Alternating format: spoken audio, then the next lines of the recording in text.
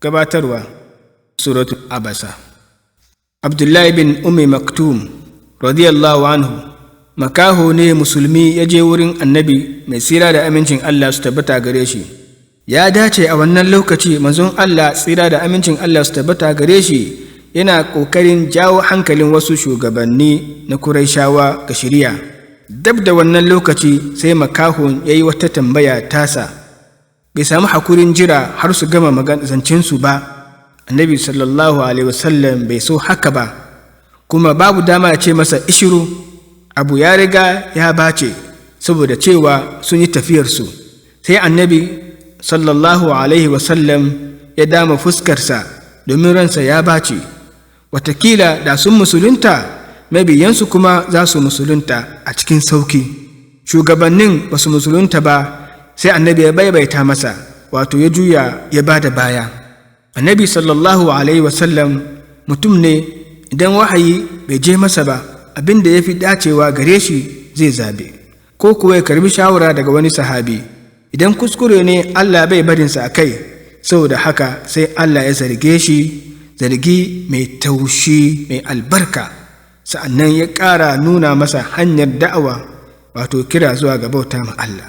Ba mu san wanda zai bi shiriya ba, a rika yin kira zuwa ga Allah. Shiriya tana a gun Allah. Allah ya shiryar da mu. Inda annabi Muhammad sallallahu alaihi wasallam bai fadin gaskiya, da wannan sura ya boye ta.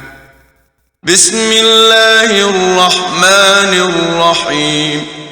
Da sunan Allah mai gamammen jinkai mai keɓaɓɓen jinkai. Abasa wa tawalla. Ya dama fuska kuma ya juya baya. An ja'ahu al-a'ma. Yayin da makaho ya je wurinsa. Wa ma yudrika la'allahu yazzakka. Wa zai sanar da kai cewa watakila shine zai tsarkaka. Aw yadhakkaru fatanfa'ahu adh-dhikra. Ko ya tuna da wa'azinka sai wa'azin ya amfanar da shi, wato ya kai shi ga shiga aljanna. Amma man istaghna. Amma wanda yake ganin kansa ya wadata, baya da lokacin jira domin sauraronka. Fa anta lahu tasadda. To shi kake tsarewa da magana. Wa ma alayka alla yazzakka. Babu laifi a kanka idan mawadacin bai tsarkaka ba. Wa amma man ja'aka yas'a. To amma wanda ya zo maka a cikin sauri domin neman ka yi masa wani bayani. Wa huwa yakhsha. Alhalin yana jin tsoron Allah. Fa anta anhu talahha. Kai kuwa ka shagala gabarinsa, wato hankalinka bai je wurinsa ba. Kalla innaha tadhkira. A'a, ba haka za kai ba. Lalle maganar Allah tunasarwa ce ga kowa. Faman sha'a dhakara. Saboda haka wanda ya so ya wazantu, zai saurare ka kuma ya yi aiki da wa'azin. Fi suhufin mukarrama. Wa'azin yana rubuce fi suhufin mukarrama, a cikin takardun da ake girmamawa, wato alkur'ani. Marfu'atin mutahhara. Da daukakawa da tsarkakewa, wato ba za a iya kare ƙarya a ciki ba. Bi aidi safara. A cikin hannayen mala'iku waɗanda ake aikinsu. Kiramin barara. Masu daraja, masu biyayya ga Allah da gaskiya. Qutilal insanu ma akfara.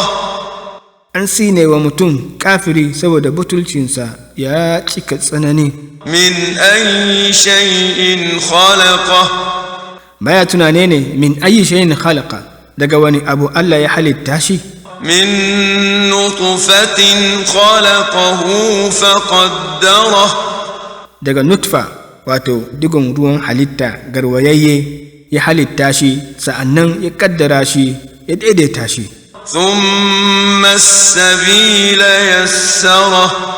sa'annan ya saukake masa hanyar fita, wato bayan watanni 6 ko 9 ta hanya makuntaciya.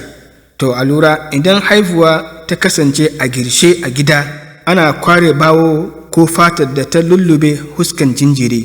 Wato idan wani abu ya liƙe hancinsa, sai a janye abin da sauri domin ya samu lumfashi, wato huci, kafin a tafi likita. Igiyar cibiyarsa kuma ana yanke ta, amma bayan an auna tsawonta. Tsawon igiyar cibiyar da zai saura shine daga cibiyarsa zuwa gwiwarsa. Bayan an daure da zare mai tsafta, sai a yanke abin da ya karu. Kullin zaren zai kwanta akan gwiwarsa. Abin da zai saura daga cibiyar zuwa gwiwarsa zai bushe daga baya, sa'annan ya fadi da kansa. Thumma amatahu fa aqbara, sa'annan ya matar da shi, ya saka shi a cikin kabari domin mutunta shi da kuma kiyaye lafiyar rayayyu. Thumma idha sha'a anshara, bayan haka idan Allah ya ga dama, lalle ne zai tayar da shi. Kalla lamma yaqdi ma amara, lalle ne bai aikata dukkan abin da Allah ya umurce shi ba. فلينظر الإنسان إلى طعامه، to mutum ya yi duba zuwa ga abincinsa da lura.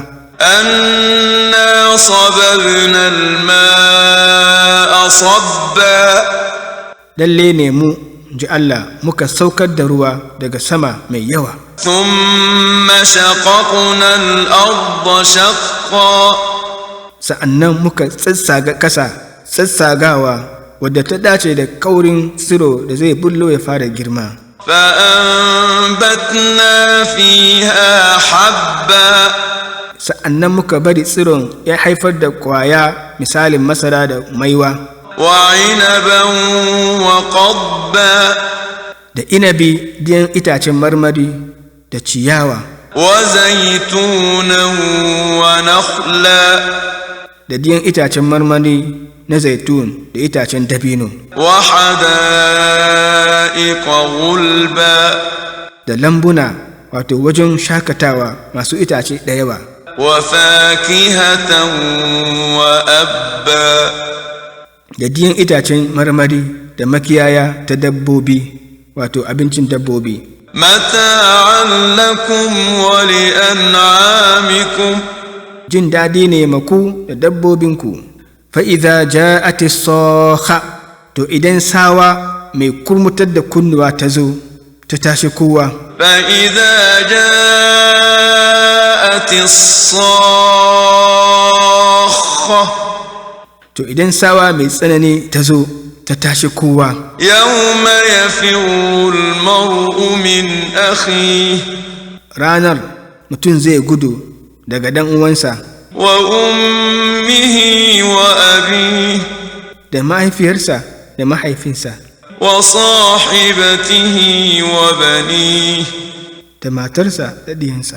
لكل امرئ منهم يومئذ شأن يغنيه، kowaninsu akwai wani sha'ani da ya ishe shi a ranar. وجوه يومئذ مسفرة، wasu huskoki a wannan rana masu haske ne.